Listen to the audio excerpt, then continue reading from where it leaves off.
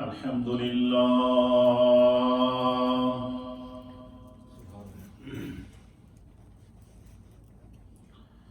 الحمد لله نحمده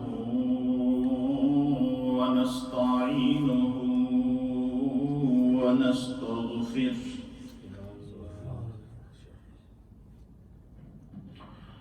ونؤمن به ونتوكل عليه ونعوذ بالله من شرور أنفسنا ومن سيئات أعمالنا من يهده الله فلا مضل له ومن يضلله فلا هادي له ونشهد أن لا إله إلا الله ونشهد أن سيدنا وسندنا ونبينا ومولانا محمدا عبده ورسوله أما بعد فأعوذ بالله من الشيطان الرجيم بسم الله الرحمن الرحيم ألف لام ميم را تلك آيات الكتاب والذي أنزل إليك من ربك الحق ولكن أكثر الناس لا يؤمنون الله الذي رفع السماوات بغير عمد ترونها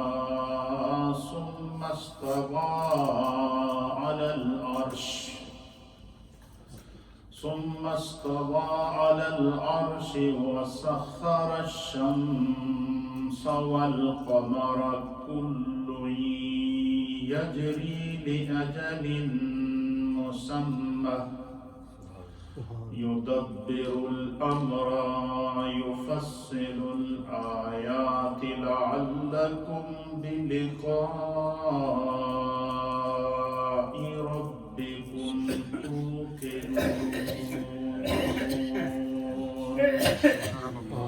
آمنت بالله وصدق الله مولانا العظيم وصدق رسوله النبي الأمين الكريم إن الله وملائكته يصلون على النبي يا أيها الذين آمنوا صلوا عليه وسلموا تسليما اللهم صل وسلم على سيد الأنبياء والمرسلين وعلى آله الطيبين وأصحابه الطاهرين أجمعين والصلاة والسلام عليك يا سيدي يا رسول الله وعلى آلك وأصحابك يا سيدي يا حبيب الله حمد و صلاة کے بعد اللہ رب العالمین کا لاکھ لاکھ شکر مولا کریم کا بڑا ہی احسان ہے کہ جس رب کریم نے ہم گناہگاروں کو شکل انسانی میں پیدا فرمایا اور ہمیں طرح طرح کی انعامات اور اکرامات سے نوازا، بالخصوص ہماری ہدایت اور رہنمائی کے لیے ہمیں ایسے ہادی اور رہبر عطا فرمائے کہ جن کے بتائے ہوئے احکامات پر اگر ہم عمل کریں تو ہم دنیا میں بھی کامیاب ہیں اور آخرت میں بھی کامیاب ہیں۔ قرآن حکیم فرقان مجید کا پارہ نمبر 13 ہے اور سورت کا نام ہے سورۃ الرعد، سورہ نمبر 13 ہے، اور اس کی ابتدائی آیات میں نے آپ کے سامنے تلاوت کی ہے۔ پہلی 2 آیات تلاوت کی ہیں، اور اس سے پہلے ہماری گفتگو کا جو تسلسل تھا وہ یہ تھا کہ اللہ رب العالمین قرآن حکیم فرقان مجید میں اپنی مخلوق کو اور بالخصوص مخلوق انسانی کو مخاطب کر کے ارشاد فرما رہا ہے کہ انسان، تمہارے رب نے تمہیں عقل دی ہے، شعور دیا ہے، اشرف المخلوقات نے پیدا کیا ہے، لقد کرمنا بنی آدم کا تاج تمہارے سروں پر پہنایا ہے، لقد خلقنا الانسان فی احسن تقویم کی صورت اللہ نے تمہیں عطا فرمائی ہے، اور تمام مخلوق سے خدا نے تمہیں ممتاز کیا ہے، ممیز کیا ہے، تمام مخلوق سے اللہ نے تمہیں منفرد کیا ہے اور تمہیں اشرف المخلوقات کا تاج پہنایا ہے۔ اللہ فرماتا ہے کہ انسان کبھی اپنے رب کی قدرت پر، اس کی تخلیق پر، اس کی وحدانیت پر، اس کی تخلیق کے شاہکاروں پر غور کر لیا کر۔ تو خدا کی قدرت پر غور کرے گا، اللہ تعالیٰ جو ہے وہ تمہاری زندگی میں برکتیں پیدا فرمائے گا، اور اس غور و فکر کی برکت سے اللہ تمہاری زندگی کی جو مشکلات ہیں وہ آسان فرمائے گا۔ پھر اس میں ان لوگوں کو اللہ خطاب کر رہا ہے کہ جو سب کچھ اپنے سامنے دیکھنے کے باوجود، قدرت خدا کے کرشمے دیکھنے کے باوجود، خداوند قدوس کی تخلیق کے شاہکار دیکھنے کے باوجود، زمینوں اور آسمانوں میں پھیلے ہوئے اللہ کے انعامات اور اکرامات کو دیکھنے کے باوجود وہ انسان اس حد تک اپنے رب کا غافل ہے کہ کبھی چاند کو سجدہ کر رہا ہے، کبھی سورج کو سجدہ کر رہا ہے، کبھی اللہ کے پیدا کیے ہوئے پتھروں کی مورتیاں بنا کر ان کو سجدہ کر رہا ہے، پھر بھی خدا کے ساتھ شرک کر رہا ہے۔ اور کوئی انسان تو اس حد تک بیرار علی کا شکار ہو گئے کہ انہوں نے انسانوں کو ہی خدا کا بیٹا کہنا شروع کر دیا۔ کچھ وہ ہیں کہ جنہوں نے کہا کہ یہ جو فرشتے ہیں یہ خدا کی بیٹیاں ہیں۔ تو اللہ تعالیٰ نے قرآن حکیم فرقان مجید کے اندر جو ہے وہ اپنی وحدانیت اور اپنی تخلیق کے شاہکار کا اظہار کر کے انسان کو دعوت فکر دے رہا ہے، تاکہ انسان کسی بھی موڑ پر انسان کے اعتقاد اور اس کے ایمان کی کشتی ڈگمگا نہ جائے۔ اگر اللہ نے اسے اچھی زندگی دی ہے تو اس اچھی زندگی کو آخرت پر قیاس کرے اور ایسی زندگی گزارے کہ جس رب نے مجھے اس دنیا کے اندر عزت دی ہے، اگر میں اس زندگی کو اچھی گزاروں تو شاید میری آخرت میں بھی ایسی عزت ہوگی۔ آپ مجھے بتائیں کہ دنیا میں وہ کون سا انسان ہے جو یہ نہیں چاہتا یار میری ریسپیکٹ کی جائے، مجھے عزت سے دیکھا جائے، میری تکریم کی جائے، خاندان میں میری عزت ہو، برادری میں میری عزت ہو، علاقے میں میری عزت ہو، لوگ مجھے عزت اور منصب، میرے منصب سے خوش ہوں۔ تو دنیا میں جب ہمیں کوئی عزت سے دیکھتا ہے تو ہمارے روح کو تسکین پہنچتی ہے۔ تو وہ رب فرماتا ہے کہ جس رب نے تمہیں عزت دی ہے، جس رب نے تمہیں مرتبہ دیا ہے، تم اگر اس عزت کا پاس رکھو گے اور تمہارے اندر عجز اور انکساری آئے گی اور اس خدا کے ساتھ کسی کو شریک نہیں ٹھہراؤ گے اور اللہ کے انبیاء کے بتائے ہوئے طریقہ کار کو، صراط مستقیم کو اپناؤ گے، تو پھر اللہ کے حبیب کی حدیث ہے، حضور علیہ السلام نے فرمایا پھر خدا کا وعدہ ہے کہ خدا جسے دنیا میں عزت دیتا ہے اللہ اسے آخرت میں بھی رسوا نہیں کرے گا، لیکن شرط یہ ہے کہ اس کا ایمان کامل ہو، اس کا کیا ہو، ایمان کامل ہو۔ تو پچھلی 2-3 دروس کے اندر میں نے آپ کے سامنے پیش کیا تھا کہ اللہ تعالیٰ نے اپنی تخلیق کے شاہکار کہ اس نے زمینوں کو کیسے پیدا کیا، آسمانوں کو کیسے پیدا کیا، اس کائنات کا یہ جو تکوینی نظام ہے، چاہے وہ زمین کے نیچے ہے یا زمین کے اوپر ہے یا آسمان ہے یا آسمانوں کے اوپر ہے، اس سسٹم کو اللہ تعالیٰ چلانے والی جو ذات ہے وہ واحد ذات ہے، وہ یکتا ہے، اور اس پورے سسٹم کو بنانے والی جو ذات ہے وہ واحد ہے۔ اس ذات کے ساتھ بھی اگر انسان شرک کرے گا تو اس سے بڑی بدبختی اور کیا ہو سکتی ہے۔ اسی تسلسل کو جاری رکھتے ہوئے ان آیات میں بھی اللہ تعالیٰ اپنی قدرت کے شاہکار بیان کر کے انسان کو دعوت فکر دے رہا ہے۔ پہلے ان کا ترجمہ سماعت فرمائیں۔ الف لام میم را، یہ حروف مقطعات ہیں۔ کیا ہیں؟ جتنے بھی مفسرین جنہوں نے جو قرآن پاک کی تفاسیر لکھی ہیں یہاں آ کر جب الف لام میم یا الف لام میم را یا الف لام میم صاد یا جتنے بھی حروف مقطعات جو اس طرح آیا سورتوں کے شروع میں آتے ہیں، ان کے اوپر اگر انہوں نے قلم روک دیا، کسی مفسر نے ان کا ترجمہ نہیں کیا، اور نیچے یہ لکھ دیا، امام فخر الدین رازی لکھتے ہیں کہ ھذا سر بین اللہ و رسولہ، فرمایا کہ یہ جو الف لام میم ہیں اور یہ جو الف لام میم را ہیں، یہ جتنے بھی حروف ہیں، آپ کہتے ہیں کہ یہ اللہ اور اس کے رسول کے درمیان راز ہیں۔ کیا ہے؟ ان کا معنی یا خدا جانتا ہے یا اس کا مصطفیٰ جانتا ہے، اور اس کے اندر پوری کائنات کی جو ہے وہ آپ یہ سمجھ لیں، آپ اس کو اور آسان میں کر دو۔ آج کا جو دور ہے، آج کل کا دور سائنس ٹیکنالوجی کا دور ہے، ہم میں سے ہر ایک کے پاس موبائل ہوتا ہے، اس موبائل کو جب ہم آف کرتے ہیں تو ہر موبائل کے اوپر آج کل ہم ایک پاس ورڈ لگاتے ہیں۔ اچھا، اس پاس ورڈ کا علم آپ کو ہوتا ہے، اگر کسی اور کے ہاتھے آپ کا وہ موبائل چڑھ جائے تو وہ اس کو کھول نہیں سکے گا، وہ اس کو اوپن نہیں کر سکے گا، کیونکہ اس کو پاس ورڈ معلوم نہیں ہے۔ یہ پاس ورڈ یہ ہے، یہ کوڈ ورڈ کہتے ہیں اس کو۔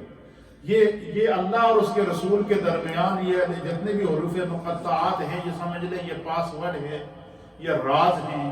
اس کے اندر اللہ تعالیٰ نے زمینوں اور آسمانوں کے علم چھپا کے رکھے ہیں، اور یہ اس کا علم صرف اللہ تعالیٰ نے اپنے حبیب مصطفیٰ کریم صلی اللہ تعالیٰ علیہ وسلم کو عطا فرمایا۔ تو یہاں جس مفسر نے الف لام میم را یا الف لام میم لکھا، اس کے نیچے الف لام میم ہی لکھ دیا، اس کا ترجمہ نہیں کیا، اور تفسیر میں یہ کہہ دیا کہ یہ خدا اور اس کے مصطفیٰ کے درمیان راز ہیں، کوڈ ورڈ ہیں، یہ اللہ اور اس کا مصطفیٰ جانتا ہے۔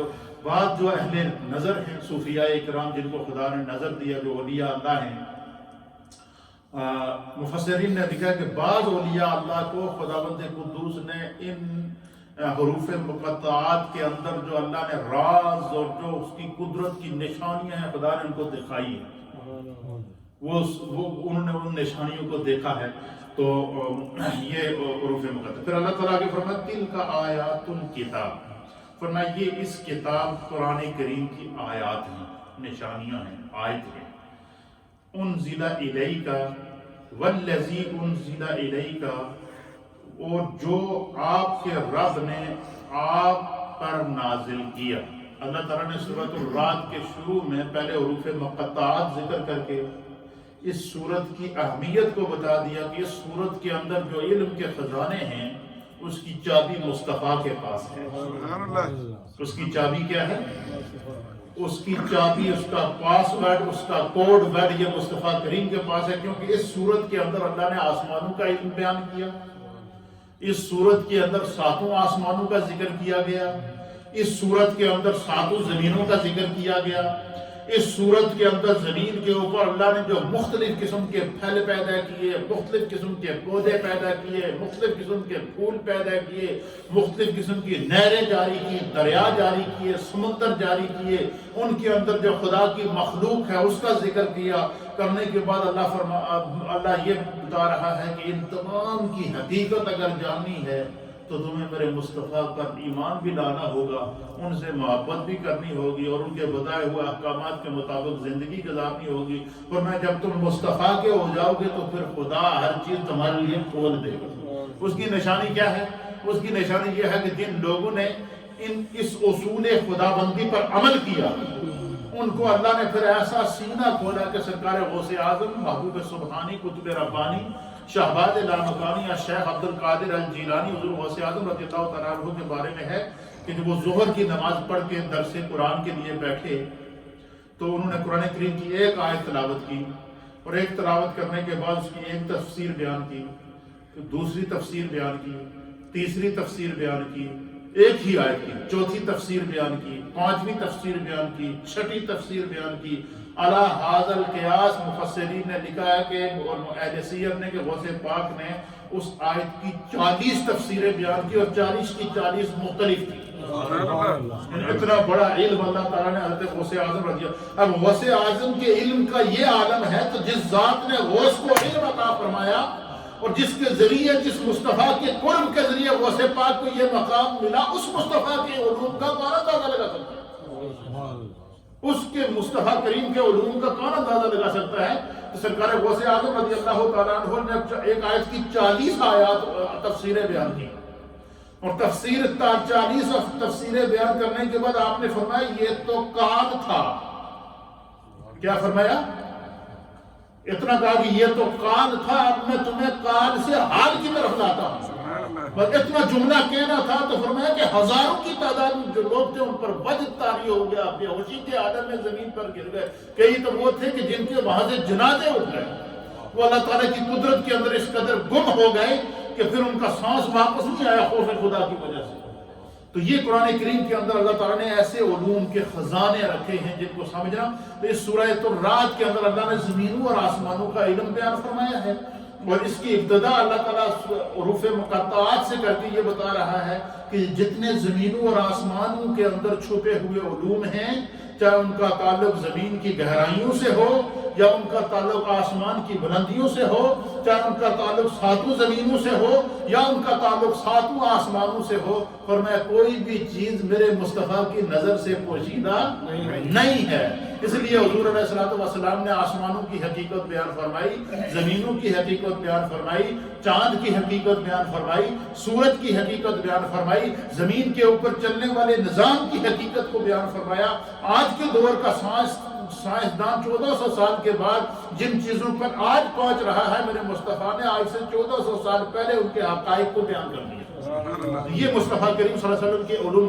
اصل میں سورۃ الرعد میں اللہ تعالیٰ نے جہاں آسمانی اور زمینی علم کو بیان فرمایا، وہاں اصل جو اس کا جو مفہوم ہے وہ یہ ہے کہ خداوند قدوس یہ بتانا چاہتا ہے کہ میرے مصطفیٰ کا علم کتنا بڑا ہے، کہ خدا نے مصطفیٰ کو کتنا علم عطا فرمایا ہے، کہ حضور کو زمینوں کا بھی اللہ نے علم عطا فرمایا، زمان کا بھی علم عطا فرمایا، زمین کے اندر تنہائیوں کا بھی اللہ نے علم عطا فرمایا، اور آسمان کی گہرائیوں اور بلندیوں کا بھی اللہ نے آپ کو علم عطا فرمایا. یہاں اللہ تعالیٰ ارشاد فرماتا ہے کہ پہلے اللہ تعالیٰ نے الف لام میم را کہہ کے حروف مقطعات بیان کر کے مصطفیٰ کے علم کو کہ اس صورت کے اندر جتنا علم بیان کیا گیا ہے اس کا راز مصطفیٰ جانتا ہے. اور حضور علیہ السلام نے احادیث کے اندر اس کو مختلف انداز سے بیان کیا، جسے مفسرین نے اپنی اپنی تفاسیر کے اندر نقل فرمایا ہے. پھر اس کے بعد اللہ تعالیٰ نے قرآن کریم کی عظمت کو بیان فرمایا کہ تل کا آیات الکتاب، کہ یہ اس کتاب کی روشن آیتیں ہیں، یعنی قرآن کریم کی روشن آیات ہیں. والذی انزل الیک من ربک الحق، فرمایا کہ یہ قرآن حکیم جس کے اندر علوم کے خدا نے تمام خزانے جمع کیے ہیں، یہ اس قرآن کی عظمت یہ ہے کہ خدا نے حق کے ساتھ اس قرآن کریم کو قلب مصطفیٰ پر نازل کیا. اس کے لیے انتخاب. اسی طرح قرآن پاک کی دوسری صورتوں کے اندر جب جائیں تو قرآن اس منظر کو بیان کرتا ہے کہ اللہ تعالیٰ نے جب قرآن کو نازل کرنا چاہا تو اللہ نے پہلے زمینوں پر اس کو پیش کیا، تو زمینیں لرز اٹھی اور کہا کہ اللہ ہم قرآن کا بوجھ نہیں اٹھا سکتے. پھر اللہ نے پہاڑوں پر اس کو پیش کیا. قرآن فرماتا ہے کہ جو ہے وہ اللہ تعالیٰ نے پہاڑوں کے اوپر اس قرآن کو پیش کیا کہ پہاڑوں نے قرآن کے عرض کیا کہ بارے نا ہم قرآن کا اور اس کے اندر موجود رازوں کا اور تیری قدرت کے کرشموں کا بوجھ ہم نہیں اٹھا سکتے. اور پہاڑوں نے کہا کہ ہم تو خوف خدا سے ریزہ ریزہ ہو جائیں گے. لو انزلنا هذا القرآن على جبل لرأيته خاشعا متصدعا من خشية. اللہ فرماتا ہے کہ لو انزلنا هذا القرآن على جبل لرأيته خاشعا، کہ اگر ہم اس قرآن کو پہاڑوں پر نازل کرتے تو وہ پہاڑ بھی خدا کے خوف سے ریزہ ریزہ ہو جاتا.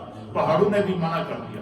پھر سمندروں پر پیش کیا گیا، سمندروں نے منع کر دیا. وہ سمندر جس کی طغیانی، جس کی جولانی، جس کی لہریں جب اٹھتی ہیں تو بستیوں کو اٹھا دیتی ہیں، شہروں کو تباہ کر دیتی ہیں، نیچے کی زمین کو اوپر کر دیتی ہیں. اس کی طاقت اور اس کی سونامی اور اس کے جو آنے والے جو جوش اس کی جو آنے والی لہریں ہوتی ہیں ان کا یہ عالم ہوتا ہے. تو اللہ فرماتا ہے کہ سمندروں نے بھی کہا کہ اللہ ہم اس قرآن کا بوجھ نہیں اٹھا سکتے. جب ہر چیز نے منع کر دیا تو فرمایا کہ وَحَمَلَهَا الْإِنسَانُ، تو پھر اس کے بوجھ کو ایک انسان کامل نے اٹھایا جس کا نام محمد عربی. اس انسان کامل کا نام کیا ہے؟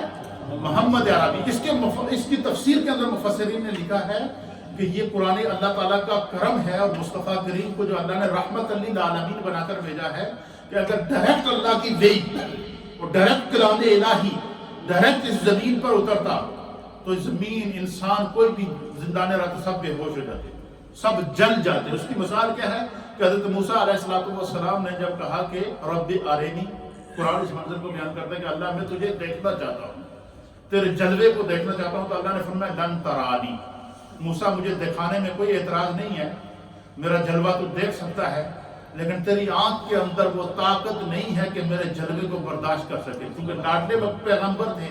آپ نے عرض کیا کہ بارے الہ اگر جلا بھی بے ہوش بھی ہوا تو تیرے عشق میں ہی بے ہوش ہوگا نا، لہذا میں نے تیری ذات کو دیکھنا ہے۔ تو اللہ نے فرمایا کہ انظر الی الجبل، پھر اس پہاڑ کی طرف دیکھ۔ موسیٰ علیہ السلام نے پہاڑ کی طرف دیکھا، اللہ فرماتا ہے کہ اللہ نے پہاڑ کے اوپر ادنا سی تجلی ڈالی، کوہ طور پہاڑ چل کے ریزہ ریزہ ہو گیا، خرّا موسیٰ صاعقہ، موسیٰ علیہ السلام بے ہوش ہو گئے، 40 دن تک بے ہوش رہے۔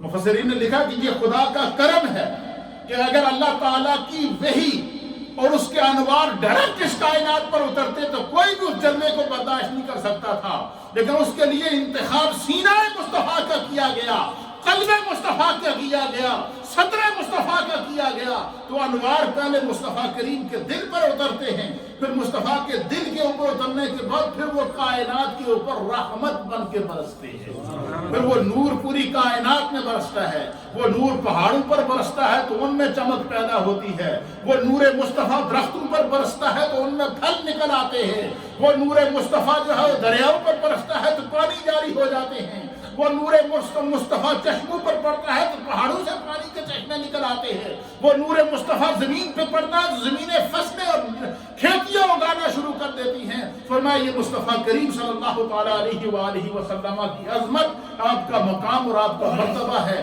کہ اللہ تعالیٰ نے اس کائنات کو جو نور عطا فرمایا، گویا کہ یہ پوری کائنات جو منور ہے یہ نور مصطفیٰ کا صدقہ ہے اور فیض مصطفیٰ کا صدقہ ہے، کرم مصطفیٰ کا صدقہ ہے۔ اللہ تعالیٰ نے اس سورۃ الرعد کے اندر پہلے حروف مقطعات کو بیان فرمایا، پھر قرآن کریم کی عظمت کو بیان فرمایا، اور قرآن کریم کی عظمت کو نسبت کس طرح کی، انزل الیک، یہ قرآن کے اندر جتنے علم کے خزانے ہیں، جتنی معرفت کی نشانیاں ہیں، زمینوں اور آسمانوں کا جو علم اللہ نے قرآن میں نازل کیا ہے، انزل الیک، اے محبوب خدا نے اسے آپ کی طرف نازل کیا، آپ کے قلب پر نازل کیا، اس کے لیے انتخاب سینہ مصطفیٰ کا کیا گیا، قلب مصطفیٰ کا کیا گیا۔ مصطفیٰ کے قلب پر پہلے رحمت اور نور نازل ہوتا ہے، پھر کائنات کو فیض ملتا ہے، پھر کائنات کو یہ کیا ملتا ہے، فیض ملتا ہے۔ یہاں مقام مصطفیٰ، عظمت مصطفیٰ، اور پھر آگے اگر اللہ تعالیٰ فرماتا ہے وَلَكِنَّ اکثر الناس لا یؤمنون، اتنی عظمتیں دیکھنے کے باوجود بھی یہ انسان اتنا رب کا ناشکرا ہے کہ پھر بھی اس میں سے بعض لوگ وہ ہیں، بعض نہیں بلکہ اکثر الناس، زیادہ تر لوگ وہ ہیں کہ جو لا یؤمنون، جو پھر بھی خدا پر ایمان نہیں لائے، پھر بھی انہوں نے مصطفیٰ کو نہ مانا، پھر بھی انہوں نے مصطفیٰ کو نہ مانا، پھر بھی ناشکری کی، لیکن پھر بھی اللہ تعالیٰ نے ان کے اوپر پھر بھی کرم کیا ہوا ہے۔ کیوں؟ کہ اس زمین پر اب مصطفیٰ کا وجود موجود ہے، اس لیے خدا اس زمین پر عذاب نازل نہیں کرتا، ورنہ جو کام ہم لوگ کر رہے ہیں، یا آج کے دور کے اندر امت کر رہی ہے، یا آج کے دور کے اندر جو ظلم اور ستم کی دنیا کے اندر زمین کے اوپر داستان رقم ہیں، تو کیا آپ دیکھیں سابقہ امتوں کے دور کو اٹھا کر دیکھیں اور آج کے دور کے ساتھ آپ اس کو امتیاز کریں، آج کے دور کا جو ظلم و ستم ہے سابقہ امتوں کے دور سے بڑھ چکا ہے، لیکن آسمان سے عذاب ہم پر نازل کیوں نہیں ہو رہا ہے؟ اس لیے کہ اس کے اندر اب مصطفیٰ کا وجود موجود ہے، رحمت للعالمین آقا موجود ہے، اس لیے وہ عذاب تھما ہوا ہے۔ تو اللہ تعالیٰ فرماتا ہے کہ پھر اللہ تعالیٰ نے آگے اپنی قدرت کی ایک اور نشانی اور ایک اور شاہکار کا ذکر کیا، وہ آپ سنیں گے تو آپ کا ایمان تازہ آ جائے۔ سورۃ الرعد کی آیت نمبر 2 کے اندر اللہ فرماتا ہے اللہ الذی رفع السماوات بغیر عمد ترونہا، اللہ فرماتا ہے کہ اللہ وہی ہے، اللہ ہی ہے جس نے آسمانوں کو بغیر عمد، بغیر ستونوں کے کھڑا کیا، بغیر پلرز، عمد کہتے ہیں ستون کو، ستون اس کو اردو میں کہتے ہیں اور انگلش میں اس کو پلر کہتے ہیں۔ جب کوئی بھی ہم عمارت بنائیں تو اس عمارت کو کھڑی کرنے سے پہلے، اس پر چھت ڈالنے سے پہلے ہمیں پلر کا سہارا لینا پڑتا ہے نہیں؟ پلر لگتے ہیں تو عمارت کھڑی ہوتی ہے۔ لیکن خداوند قدوس اپنی قدرت کی نشانی بتا رہا ہے کہ انسان ذرا غور تو کر، اللہ الذی رفع السماوات، وہ اللہ جس نے سماوات، یہ سما کی جمع ہے، سماوات سے مراد ہے کہ وہ اللہ جس نے ساتوں آسمانوں کو بغیر عمد، بغیر ستونوں کے کھڑا کیا۔ یہ ایک آسمان ستون تو بغیر نہیں بلکہ ساتوں آسمان، کہ وہ رب جس نے ساتوں آسمانوں کو بغیر ستونوں کے کیا ہے، بلند کیا ہوا ہے۔ تراؤنہا، کیا تم انہیں نہیں دیکھتے؟ تمہیں تو خدا نے دیکھنے کے لیے آنکھیں بھی دی ہیں، سمجھنے کے لیے دل بھی دیا ہے، سوچ بھی دیا ہے، دماغ بھی دیا ہے، فکر بھی دیا ہے۔ تو کبھی اس پر غور کیا ہے کہ اللہ نے 7 آسمان ایک دوسرے کے اوپر کھڑے کیے؟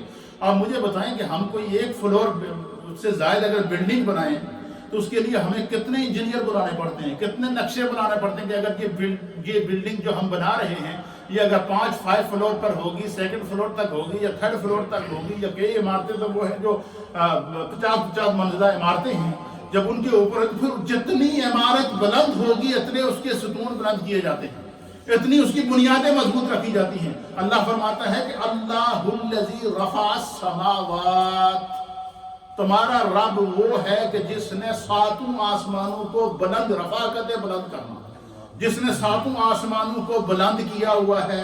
کیسے بلند کیا ہے؟ بغیر عمد، انہوں کے نیچے کوئی پلر نہیں، کوئی ستون نہیں، کوئی سہارا نہیں، وہ خدا کے حکم کے تحت کھڑے ہیں۔ اذا اراد شیئا، جس طرح خدا نے چاہا، لہو کن، بس اس نے کہا ہو جا، فیکون، جس طرح رب چاہتا تھا وہ چیز اسی طرح کھڑی ہو جائے، اسی طرح۔ پھر یہی نہیں، پھر اللہ تعالیٰ فرماتا ہے ثم استوى علی العرش، 7 آسمانوں کو اس رب نے بغیر ستونوں کے کھڑا کیا۔ ثم استوى علی العرش، پھر اللہ تعالیٰ اس عرش کے اوپر جو ہے وہ اپنی قدرت اور اپنی جلالت اور اپنی شان کے مطابق جلوہ فرماتا ہے۔ خود خدا اس عرش کے اوپر جلوہ فرماتا ہے۔ پھر کیا ہوتا ہے؟ پھر اللہ فرماتا ہے کہ وَسَخَّرَ الشَّمْسَ وَالْقَمَرَ، کہ وہی ذات ہے، کیا انسان تو اس پر غور کر کہ وہی ذات ہے کہ اس نے سورج اور چاند کو اپنے نظام کا پابند کر دیا ہے، کاربند کر دیا ہے۔ اے انسان، اس نے سورج اور چاند کو تمہارے لیے سخرا، مسخر کر دیا ہے۔ مسخر کیسے کر دیا ہے؟ دھوپ نکلتی ہے تو ہمیں کیا ہوتا ہے؟ حرارت ملتی ہے۔ سورج نکلتا ہے تو کھیتیاں پکتی ہیں، سورج نکلتا ہے تو پھل پکتے ہیں، سورج نکلتا ہے تو جو اس کائنات کے اوپر جو ایک نئی زندگی ملتی ہے۔ اسی طریقے سے رات جب ہوتی ہے تو جب چاند نکلتا ہے، رات ہوتی ہے تو اس کائنات کے اندر جب زندگی سٹور کی جاتی ہے، اور سورج نکلتا ہے تو اس زندگی کے اندر توانائی دی جاتی ہے۔ تو فرمایا کہ انسان، یہ خدا نے تیرے لیے چاند اور سورج کو مسخر کر دیا ہے، کہ چاند اور سورج تمہیں تو فائدہ پہنچا رہے ہیں، کبھی تم نے اس پر غور کیا ہے؟ لیکن ایک بات یاد رکھنا، الشمس والقمر بحسبان، یہ اپنی مرضی سے نہیں چلتے، یہ خدا کی مرضی سے چلتے ہیں۔ خدا کی مرضی سے سورج طلوع ہوتا ہے، خدا کی مرضی سے غروب ہوتا ہے، خدا کی مرضی سے چاند نکلتا ہے، خدا کی مرضی سے چاند غروب ہوتا ہے۔ تو میں انسان کبھی اس رب کی قدرت پہ تو غور کرے گا تو میں اپنے رب پر تمہارا ایمان مضبوط ہوگا، تو کبھی شرک کا سوچے گا نہیں، کبھی اس کے ساتھ کفر نہیں کرے گا۔ اور یہ ساری حقیقتیں بیان کرنے کے بعد اللہ کیا کر رہا ہے؟ یہ ساری زمینوں اور آسمانوں کے علم اللہ کس میں بیان کر رہا ہے؟ میرے مصطفیٰ کے قلب پر۔ ان تمام چیزوں کا علوم اللہ نے کس کو عطا فرمایا؟ مصطفیٰ کو عطا فرمایا۔ یہی وجہ ہے کہ علماء اور محدثین نے لکھے کہ روئے زمین پر کوئی ایسا شخص تھا ہی نہیں جو مصطفیٰ کا استاد بن سکے، جو حضور کو پڑھا سکے۔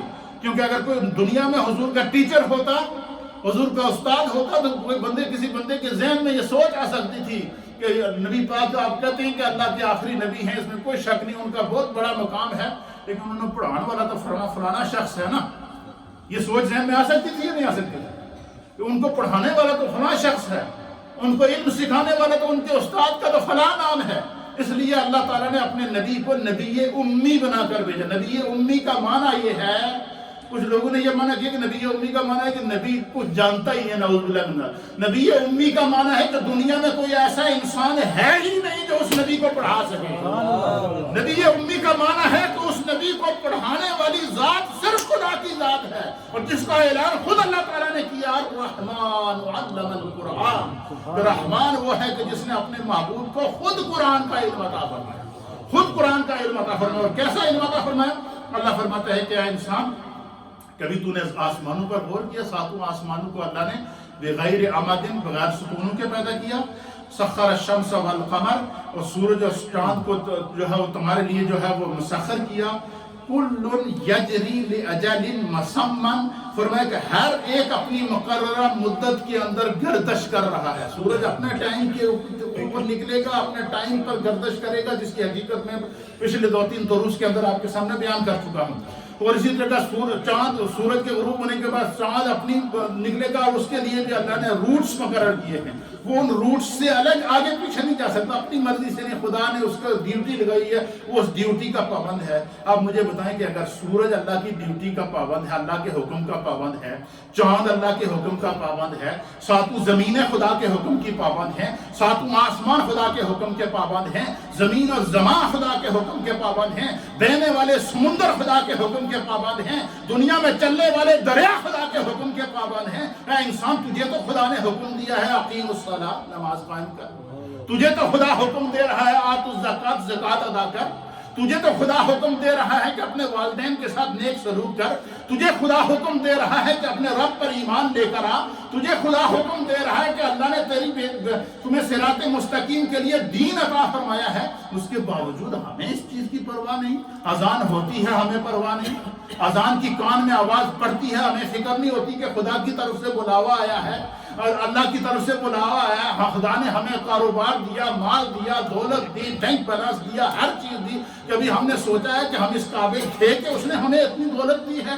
تو کبھی ہم نے اس مال میں سے زکات ادا کر، کبھی خندہ پیشانی کے ساتھ، خوش دلی کے ساتھ ہم نے اس میں سے زکات ادا کی ہے؟ تو اللہ تعالیٰ یعنی یہ مثالیں دے کر سمجھا رہا ہے کہ انسان اتنا تو سوچ لے کہ زمین جو ہے نا، ساتوں زمینیں وہ خدا کے حکم کی پابند ہیں، وہ اللہ کی تسبیح کر رہی ہے۔ ساتوں آسمان بغیر عمدن، بغیر ستونوں کے خدا نے ان کو کھڑا کیا ہے، وہ اس کی تسبیح کرتے ہوئے نظر آ رہے ہیں۔ اس کے اوپر اللہ نے چاند اور سورج کو پیدا کیا ہے، وہ الشمس والقمر بحسبان کے تحت خدا کی تسبیح کرتے ہوئے نظر آ رہے ہیں۔ زمین اور زمان اور سورج اور چاند اور دریا، سمندر، نہریں اور بحر و بر، خشکی تری، جانور، چرند پرند، حیوانات، جمادات، نباتات، انسان، کائنات کی ہر مخلوق جب خدا کی تسبیح کرتی ہے تو اللہ فرماتا ہے کہ انسان، تجھے تو حسن اشرف المخلوقات پیدا کیا ہے، تو کیوں سستی کرتا ہے؟ تو اپنے رب کی طرف لوٹ آ، ارجعی الی ربک، اپنے رب کی طرف لوٹ آ، اور اپنے رب کا خوف اور خشیت کو دل کے اندر پیدا کر، تاکہ تمہاری جو ہے زندگی بھی بہتر ہو جائے۔ اسی لیے فرمایا نبی پاک نے کہ جو بندہ اللہ کے احکام کے مطابق زندگی گزارتا ہے، خدا اسے دنیا میں عزت عطا کرتا ہے۔ کیا فرمایا کہ جو بندہ اللہ کے احکام کے مطابق زندگی گزارتا ہے تو اللہ کیا کرتا ہے؟ اسے بلند آواز میں دسو، اللہ کیا کرتا ہے؟ اسے، اور میرے مصطفیٰ نے فرمایا کہ یاد رکھو، جنہوں خدا دنیا میں عزت دے، اللہ اس نے آخرت میں رسوا نہیں کرے گا۔ خدا اسے آخرت میں رسوا نہیں کرے گا، لیکن شرط یہ ہے کہ دل میں ایمان ہو، مصطفیٰ کے احکام کی پابندی ہو، محبت رسول کا نور دین سینے کے اندر جل رہا ہو۔ تو اللہ فرماتا ہے کہ اللہ تعالیٰ کی ذات وہ ہے کہ جس نے سورج اور چاند کو جو اس کے حکم کے تحت چل رہے ہیں۔ اور پھر رب کریم آگے تیسری آیت کے اندر سورۃ الرعد میں فرماتا ہے هو الذی مد الارض وجعل فیها رواسی وانہار۔ اللہ اکبر، فرمایا کہ انسان ذرا غور کر، هو الذی، وہی ہے تمہارا رب، هو الذی، ہوا ضمیر اللہ کی طرف راجع ہے، هو الذی، وہی ہے تمہارا رب، مد الارض وجعل فیها رواسی وانہارا، وہی ہے تمہارا رب جس نے زمین کو تمہارے لیے پھیلا دیا ہے۔ مدہ کا معنی ہے بچھانا، بچھونا بنا دیا ہے، زمین کو تمہارے لیے کیا کر دیا ہے؟ پھیلا دیا ہے۔ وجعل فیها رواسی وانہارا، اور اس کے اندر اللہ تعالیٰ نے اس زمین کو تمہارے لیے پھیلایا، وہ وَجَعَلَ فِيهَا رَوَاسِيَ، اور اس کے اندر اللہ تعالیٰ نے پہاڑ نصب کیے، زمین کو پھیلایا اور زمین کے استقرار کے لیے اللہ نے اس کے اوپر کیا کیے ہیں؟ پہاڑ نصب کیے، وَأَنْهَارًا، اور اس پر خدا نے دریا جاری کیے۔ کیا کیے ہیں؟ دریا جاری کیے ہیں۔ وَمِن كُلِّ ثَمَرَاتٍ وَجَعَلَ فِيهَا زَوْجَيْنِ اثْنَيْنِ، فرمایا کہ پھر اللہ تعالیٰ زمین میں اللہ نے ہر قسم کے پھل اگائے ہیں، اور وہ پھل بھی جوڑا ہے۔ ان پھلوں کے اندر بھی اللہ نے نر اور مادہ پیدا کیے ہیں، جس طرح انسانوں کے اندر نر اور مادہ ہوتے ہیں۔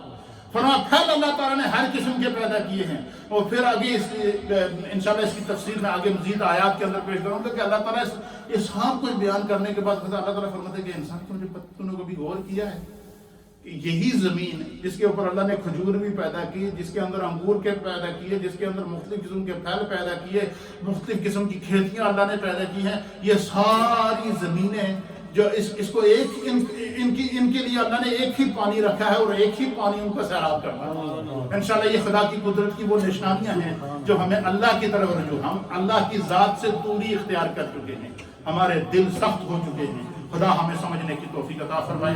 سنت